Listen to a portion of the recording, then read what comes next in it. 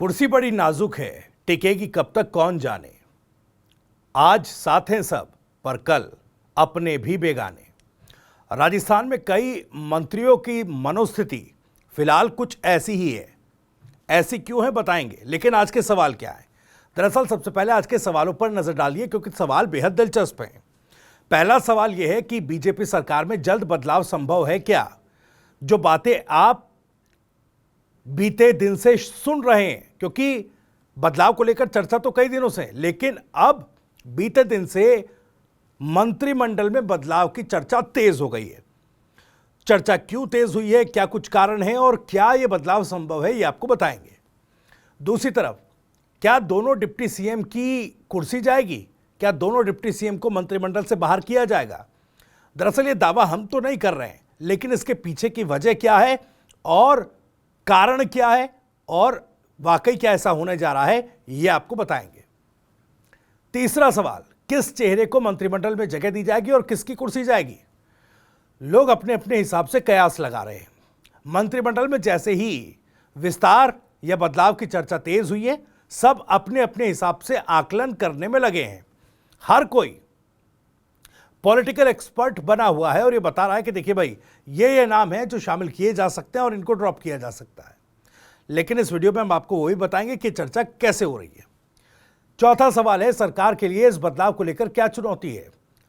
अगर बीजेपी मंत्रिमंडल में इतना बड़ा बदलाव करना भी चाहे तो आखिर उनके सामने चुनौती क्या है। इन तमाम सवालों के जवाब टटोलने की कोशिश इस वीडियो में करेंगे, लेकिन आगे बढ़े उससे पहले आपको बता दूं, राजस्थान की राजनीति, उसके सटीक विश्लेषण और अंदर की खबरें दिखाने वाला स्पेशल शो इनसाइड स्टोरी के साथ मैं हूं भविष्य त्यागी। दोस्तों, राजस्थान की राजनीति में इन दिनों हलचल कुछ ऐसी है कि नेताओं की नींद उड़ गई है, मंत्रियों की कुर्सियां हिल रही हैं और अफवाहों ने पूरे जयपुर से लेकर दिल्ली तक सियासी सेंसेशन फैला रखा है। वजह है एक व्हाट्सएप चैट लिस्ट, जिसमें साफ साफ लिखा है कि कौन मंत्री ड्रॉप होंगे और किन चेहरों को मंत्रिमंडल में शामिल किया जाएगा। अब जरा सोचिए, जिस चैट में नाम इतने डिटेल में हो, वो नेताओं की बेचैनी को तो बढ़ाएगा ही। अब देखिए, मंत्री कई थरथरा रहे हैं और किसी के अंदर सरसराहट वाली सेंसेशन है, तो कोई दिल्ली दरबार में अपने संपर्कों को गर्म कर रहा है। लेकिन असली सवाल यह है कि क्या यह लिस्ट सही है या फिर सिर्फ एक अफवाह है। खैर, नाम चाहे पक्के हों या ना हो, लेकिन जिन मंत्रियों के नाम सामने आए हैं, उनकी परफॉर्मेंस, विवाद और छवि पर सवाल उठते ही रहे हैं। तो वीडियो में हम आपको विस्तार से समझाएंगे कि आखिर क्यों कहा जा रहा है कि इन चेहरों की कुर्सी खिसक सकती है। 1 सितंबर से विधानसभा का सत्र शुरू होने जा रहा है। उससे पहले कैबिनेट फेरबदल की चर्चा जोरों पर इसलिए आई क्योंकि बीजेपी शासित छत्तीसगढ़ में हाल ही में कैबिनेट विस्तार हुआ है। तो राजस्थान में भी अब यह माहौल बन चुका है कि भजनलाल सरकार भी 1 या 2 दिन में कोई बड़ा ऐलान कर सकती है। राजस्थान में सियासी चर्चाओं को हवा दी उस व्हाट्सएप चैट लीक ने, जिसमें नाम को लेकर लिखा गया कि कौन मंत्री हटेंगे और किन चेहरों को जगह दी जाएगी। अब ऑफिशियल कंफर्मेशन तो नहीं है, लेकिन यह चैट वायरल होते ही सियासी गलियारों में थरथराहट मची हुई है। अब इस लिस्ट में जो पहला नाम है, अगर आप लिस्ट को गौर से देखिएगा तो इस चैट में पहले 5 मंत्रियों के नाम दिए गए और उसमें 2 उप मुख्यमंत्री के नाम भी शामिल हैं। दिया कुमारी, प्रेमचंद बैरवा, इन दोनों उप मुख्यमंत्री के नाम भी शामिल हैं, जिनको मंत्रिमंडल से हटाया जा सकता है। अब यह बड़ा चौंकाने वाला है। देखिए, अगर 2 उप मुख्यमंत्री हटा दिए गए तो फिर इस सरकार के नेतृत्व पर एक बड़ा सवाल है।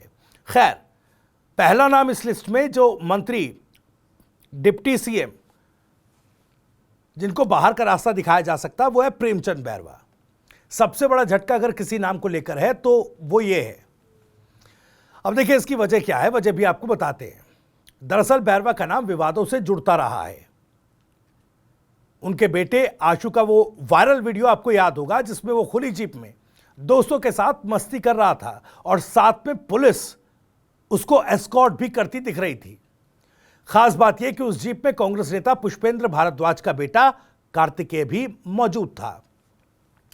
वीडियो जमकर वायरल हुआ और विपक्ष ने इस वीडियो पर सरकार को घेरा, सवाल उठाए कि देखिए किस तरीके से सरकारी जो एक रिसोर्सेज हैं पुलिस के रूप में उनका दुरुपयोग हो रहा है। कैसे उप मुख्यमंत्री अपने बेटे तक को एस्कॉर्ट दे रखे हैं। इस तरह की चर्चाएं चली, विपक्ष ने सवाल उठा दिए। जब विपक्ष ने सवाल उठाए, चौतरफा किरकिरी हुई, तब उप मुख्यमंत्री प्रेमचंद बैरवा की सफाई भी आई। हालांकि उन्होंने सफाई में कई बयान दिए, कभी इधर कभी उधर।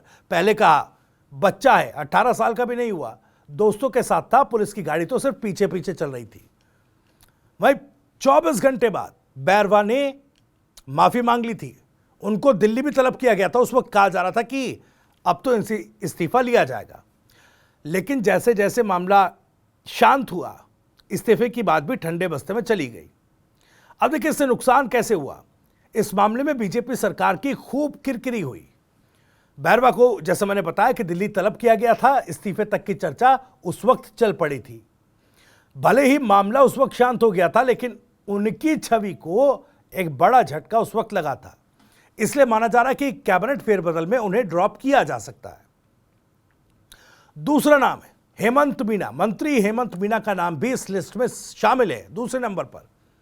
दरअसल इनका नाम क्यों इस लिस्ट में है, क्यों इनको लेकर यह दावा इस सोशल मीडिया पर आई लिस्ट में किया जा रहा है। दरअसल उनकी परफॉर्मेंस रिपोर्ट संतोषजनक नहीं बताई जा रही, सूत्रों के हवाले से खबर है। और फिर वो तिरंगा यात्रा का विवाद भी आपको पता होगा। याद कीजिए, स्वतंत्रता दिवस से ठीक पहले बीजेपी ने तिरंगा यात्रा निकाली थी। उसमें मंत्री हेमंत मीना तिरंगा लेकर चल रहे थे, लेकिन तिरंगे को उल्टा पकड़ा हुआ था। जब वो वीडियो सोशल मीडिया पर आया तो कांग्रेस ने तुरंत हमला बोला और आरोप लगाया वीडियो शेयर करते हुए कि भाजपाइयों को यह तक नहीं आता कि तिरंगा पकड़ते कैसे हैं। वीडियो वायरल हुआ, कांग्रेस ने सवाल उठाए और बीजेपी की इमेज पर एक बड़ा धब्बा लगा। नतीजा यह हुआ कि अब पार्टी नेतृत्व तो उन्हें किनारे करने के मूड में नजर आ रहा है। तीसरा नाम में एक और मंत्री का है, अविनाश गहलोत। यह नाम सबसे ज्यादा विवादों में रहने वाला है। दरअसल विवाद दर विवाद, एक के बाद एक। अवैध बजरी खनन वाला बयान आपको याद होगा। जैतारण में अविनाश गहलोत ने मंच से कहा कि मैंने पहले ही कह दिया था कि बजरी ट्रैक्टर पकड़ना मत, यानी खुद मंत्री अवैध खनन को बढ़ावा दे रहे थे। आरोप विपक्ष ने लगाए, विपक्ष ने पकड़कर खूब घेरा। इसके अलावा इंदिरा गांधी को दादी कहना आपको याद होगा। विधानसभा में इंदिरा गांधी को दादी कहकर उन्होंने कांग्रेस पर, विपक्ष पर टीका टिप्पणी करने की कोशिश की थी। विधानसभा में कहा कि कांग्रेस ज्यादातर योजनाओं का नाम अपनी दादी पर रख देती है या रख देती थी। कांग्रेस विधायकों ने हंगामा किया कि भाई आप देश की पूर्व प्रधानमंत्री को इस तरीके से कैसे बोल सकते हैं।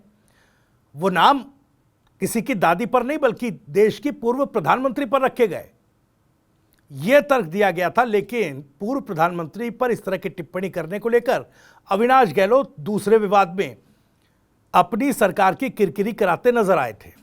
तीसरा, जब उन्होंने कहा कि हमारी सरकार भी पर्ची से चलती है, यह एक और विवाद था जिसमें अविनाश गहलोत की मुश्किलें बढ़ी थी, साथ साथ पार्टी की, बीजेपी सरकार की किरकिरी हुई थी। जैतारण में भाषण के दौरान उन्होंने कहा था कि पर्ची लाए हो, हमारी सरकार तो पर्ची से चाले है। यह बयान ट्रोलर्स और विपक्ष के लिए एक बड़ा हथियार बन गया था। इसके अलावा एक और विवाद था। जब राहुल गांधी एक यात्रा पूरे देश की कर रहे थे, उस वक्त राहुल गांधी की तुलना सद्दाम हुसैन से अविनाश गहलोत ने कर दी थी।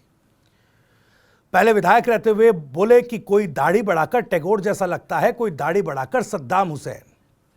अब इशारा और निशाना राहुल गांधी था, तो कांग्रेस ने बड़ा मुद्दा बनाया, पर बहुत खरी खोटी सुनाई। और कहीं ना कहीं इसको लेकर जिस तरह का बड़बोलापन अविनाश गहलोत का रहा, तो कहीं ना कहीं इस बड़बोलेपन की वजह से विवादों में वो रहे। कई बयान ऐसे दिए जहां पर सरकार की किरकिरी हुई।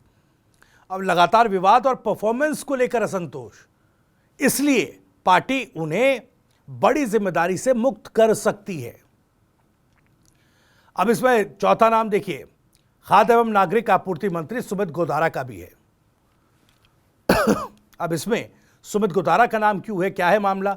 दरअसल अंदर खाने बात चल रही है कि परफॉर्मेंस फीडबैक जो लिया गया उसमें परफॉर्मेंस इनका ठीक नहीं माना गया।